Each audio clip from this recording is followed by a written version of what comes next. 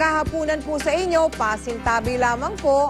Hunyo ngayong taon ang itampok namin ang kondisyon ng batang si Emily na mula sa Negros Oriental.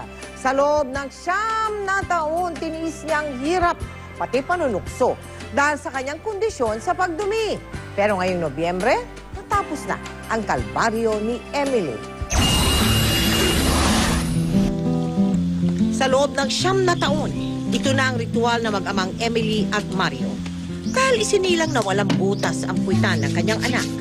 Plastik ng yelo ang maingat na ikinakabit ni Mario sa tiyan ni Emily para sa maayos niyang pagdumi. Gusto na ko maoperahan.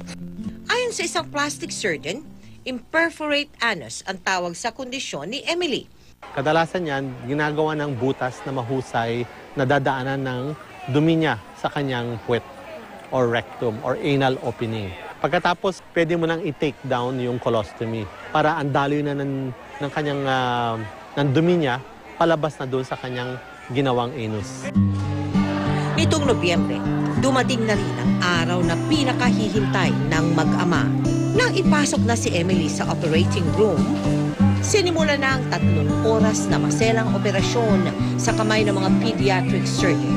Ini-stimulate namin, tinignan namin kung asan yung muscle na nagkukontrol ng pagdumi. Ang tawag namin doon, anal transposition.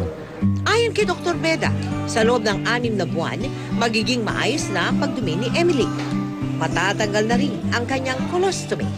Kaya para kay Emily at Mario, wala nang hihigit pa sa ginhawang dulot ng kanilang maagang pamasko.